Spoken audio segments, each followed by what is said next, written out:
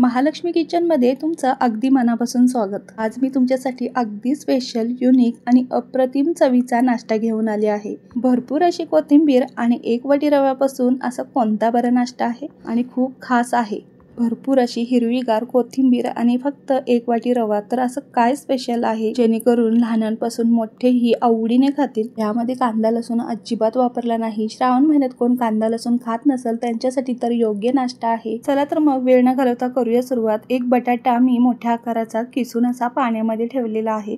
किसलेला बटाटा 1 ते 2 पाण्याने स्वच्छ धुवून घेतला आहे। त्यातील स्टार्च कमी होतात आणि बटाटा काळाही पडत नाही। भरपूर अशी हिरवीगार कोथिंबीर कवळी कवळी स्वच्छ धुवून बारीक चिरून घेतलेली आहे। कोथिंबीरीची कवळी देठ असतील तर बारीक चिरून घ्या, खूप छान चवीला होतो ना। फ्रेश कढीपत्ता बारीक चिरून घेतलेला आहे। 7 ते 8 पानं आहेत। हिरव्या मिरच्या 2 ते 3 बारीक चिरून घेतलेल्या आहेत आणि एक मोठ्या आकाराचा टोमॅटो बारीक चिरून घेतलेला आहे। कढईमध्ये 1 पळी तेल घातलं। तेलामध्ये मी जिरं घातलं। जिरं छान फुलल्यानंतर कढीपत्ता, मिरची आणि टोमॅटो टाकून तोही छान असा परतून घेणार आहे।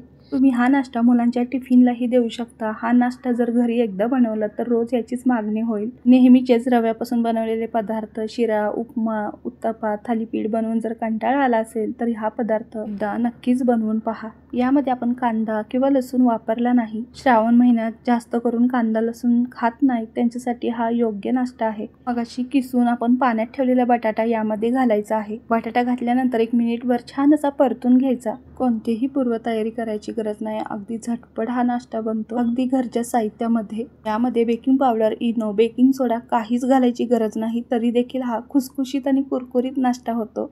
तर इथे बटाटा 1 मिनिटभर आपण छान परतून झाल्यानंतर भरपूर अशी बारीक चिरलेली कोथिंबीर घालायची आहे। तुम्हाला आवडेल त्या प्रमाणात तुम्ही ते कोथिंबीर वापरू शकता। या ठिकाणी वेगवेगळ्या भाज्याही वापरू शकता बारीक चिरून। कोथिंबीरीची कवळी कवळी देठही मी एकदम बारीक चिरून घेतलेली आहेत। त्यामुळे कोथिंबीरीची जी पोषण तत्व असतील ते मुलांच्या पोटातही जातात आणि नाश्ता देखील चवीला खूप छान बनतो। तुम्ही पालक, मेथी किंवा तुमच्या आवडीचे कोणतेही फळभाज्याही बारीक चिरून यामध्ये घालू शकता। भरपूर अशी कोथिंबीर घालून मी 1 मिनिटभर परतून घेतल्यानंतर मी यामध्ये 1 ग्लास पाणी घातलेलं आहे। जेवढा रवा त्या प्रमाणातच पाणी घालायचं। 1 वाटी रव्याला 1 ग्लास पाणी पुरेसं आहे। 1 ग्लास घातलं, त्याच्यानंतर थोडंसं पाणी मी अजून घातलेलं आहे, कारण मी मोठा रवा घेतलेला आहे। चवीनुसार म्हणजे 1 चमचाभर मीठ घातलं। मीठ घातल्यानंतर पाण्याला 1 उकळी आल्यानंतर आपल्याला यामध्ये रवा टाकायचा आहे। ते तुम्ही बारीक मोठा कोणताही रवा वापरू शकता, फक्त पाण्याचा अंदाज मात्र कळायला हवा। तुम्ही जर कोणी नवीन करणार असाल तर तुम्ही बारीकच रव्याचा वापर करून ही रेसिपी बनवा, किंवा या पद्धतीने आधी कोणती रेसिपी बनवली असेल तुम्हाला माहिती असेल तर तुम्ही मोठ्या रव्याचा वापरही करू शकता। 1 वाटी रव्यामध्ये आरामात 2 ते 3 माणसं हा नाश्ता करू शकतात। जर तुम्हाला जास्त प्रमाणात नाश्ता करायचा असला तर रवा तुम्ही वाढवू शकता। पाण्याला छान अशी उकळी आली आहे। आता आपण यामध्ये रवा टाकायचा आहे। इथे मी 1 वाटी हा मोठा रवा घेतलेला आहे, बघू शकता तुम्ही। हा रवा अजिबात भाजून वगैरे नाही घेतलेला आहे, न भाजताच आपण यामध्ये घालायचा आहे। म्हणजे जसा कच्चा रवा असतो तसाच आपल्याला यामध्ये टाकायचा आहे। भाजायची वगैरे काहीच गरज नाही आणि भाजलेला रवा असेल तर अजिबात वापरू नका, रेसिपी पूर्णपणे बिघडू शकते। तर इथे मी उकळलेल्या पाण्यात रवा टाकलेला आहे सगळा। रवा आपल्या ह्या पाण्यामध्ये पडताच पटकन आपल्याला एका दिशेने व्यवस्थित फिरवून घ्यायचं आहे। अजिबात याच्या गुठळ्या वगैरे करून घ्यायच्या नाही। जसं आपण शिरा उपीट करतो त्याच पद्धतीने ह्यातल्या गुठळ्या व्यवस्थित काढून घ्यायच्या आहेत। पाणी व्यवस्थित शोषून घेतलं आहे रव्याने। आता अजिबात यामध्ये पाणी नाही राहिलेलं आहे, फक्त याचा एक गोळा होईपर्यंत आपल्याला परतून घ्यायचा आहे। गॅस बंद केला आहे, पाणी अजिबात नाही यामध्ये। रवा देखील छान शिजला आहे, छान असं एकसंध झाला आहे, एक गोळा झाला आहे याचा। जास्त वेळ नाही लागत, अगदी 1 ते 2 मिनिटांमध्ये ही प्रोसेस पूर्णपणे होते। यामध्ये अजून मी भरपूर अशी बारीक चिरलेली कोथिंबीर घातली। आता आपल्याला हे सगळं थंड करून घ्यायचं आहे, त्यासाठी मी एका ताटात काढणार आहे। जर तुम्हाला मुलांच्या टिफिनसाठी जर करायचं असेल सकाळच्या घाई गडबडीत तर तुम्ही अगदी 5 ते 10 मिनिटांमध्ये हा नाश्ता करू शकता। फक्त हे मिश्रण थंड व्हायला आपल्याला 5 ते 10 मिनिटं लागतात। त्यासाठी त्यावेळेला काय करायचं आहे, हे सगळं मिश्रण एका ताटामध्ये काढून फ्रीजमध्ये 1-2 मिनिटं ठेवून द्यायचं आहे, म्हणजे लवकरात लवकर हे मिश्रण सेट होतं।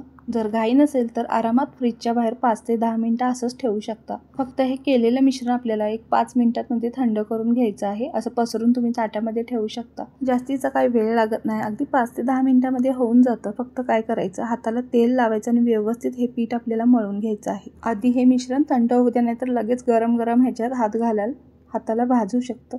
बघू शकता अशा पद्धतीने थंड झाल्यावर छान असं मळून घेतलं आहे, एकसंध करून घेतलं आहे हे मिश्रण। अगदी पिठाप्रमाणे. आता काय करायचं आहे, लहान मुलांना जसं आवडतील तसे ह्याचे आपण बॉल्स करू शकतो गोल आकारामध्ये.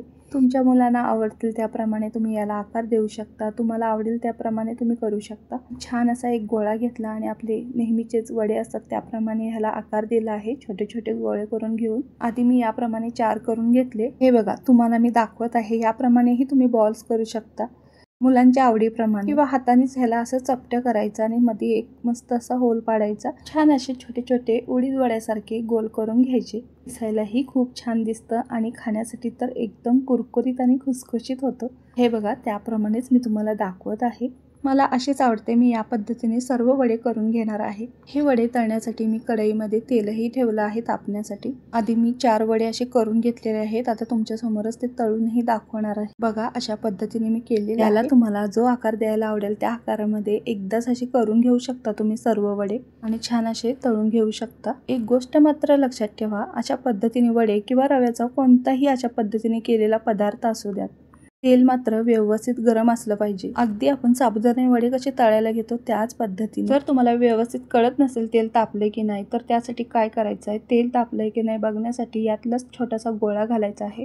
सहज असा तळून वरती आला की समजायचं की तेल व्यवस्थित आहे, म्हणजेच परफेक्ट आहेत वडे तळण्यासाठी. म्हणजे कसे सर्व वडे आपण एकदम मस्त असे तळून घेऊ शकतो. त्याच पद्धतीने इथे मी वडे तळण्यासाठी घेतली आहेत. खालची बाजू व्यवस्थित फ्राय झाल्यानंतरच ती परतून मग वरची बाजू आपल्याला व्यवस्थित फ्राय करून घ्यायची आहे. एकदा दोन्ही बाजू व्यवस्थित खरपूस असे परतल्यानंतर मंद आचेवर 1 मिनिटभर वडे छान परतून घेतले की आतून मस्त वडे तळले जातात. अगदी करपवायचे नाही. 1 मिनिटभर मंद आचेवर गोल्डन फ्राय होईपर्यंत वडे छान असे खरपूस आपण फ्राय करून घ्यायचे आहेत. आज मी हे नाश्त्यासाठी वडे बनवले होते. तर माझा एक घाणा झाला आहे तळून. याच्यामधील तेल नितळून काढलं आणि एका प्लेटमध्ये सगळे वडे काढून घेतले आहेत. अजिबात तेलकट होत नाहीत. आतून पूर्णपणे पोकळ, जाळीदार आणि मस्त खुसखुशीत कुरकुरीत वडे होतात. हे बघा, दिसायला किती सुरेख दिसत आहे. बघताक्षणीच खावीशी वाटणारे हे गरम गरम वडे आणि त्यासोबत दही एक नंबर लागतं. मी याच्यासोबत खोबऱ्याची चटणीही करू शकता किंवा टोमॅटो केचप बरोबर खाऊ शकता.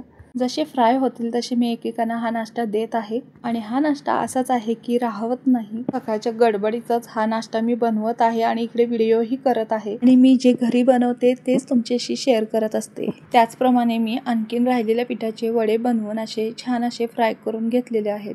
म्हणजेच दुसरा घाणाही आपला तयार आहे. बघा, फक्त 1 वाटी रव्यामध्ये किती भरपूर असा नाश्ता तयार झाला. तर ही रेसिपी तुम्हाला कशी वाटली ते नक्की कमेंट करून सांगा. आवडल्यास तुमच्या मित्रमंडळींना रेसिपी शेअर करा. हे बघा, तुम्हाला मी वडा दाखवत आहे आतून कसा झाला आहे तो. वरून कुरकुरीत, खुसखुशीत आणि आतून जाळीदार असा मोकळा झाला. तर हा नाश्ता घरातल्या लहानांपासून मोठ्यांपर्यंत सर्वांना आवडेल आणि तितकाच पौष्टिकही आहे. कोणतीही पूर्वतयारी न करता, कोणतंही तामझाम न करता अगदी झटपट होतो. आणि चटणी करायची काहीच गरज नाही. अगदी दह्यासोबत, टोमॅटो केचप सोबतही हा नाश्ता एक नंबर लागतो. किंवा तुम्ही असाचही खाऊ शकता. बाहेर मस्त पाऊस पडत आहे आणि हा नाश्ता एक नंबर कॉम्बिनेशन. चला तर मग भेटूया पुढच्या रेसिपीमध्ये. आतासाठी बाय, धन्यवाद.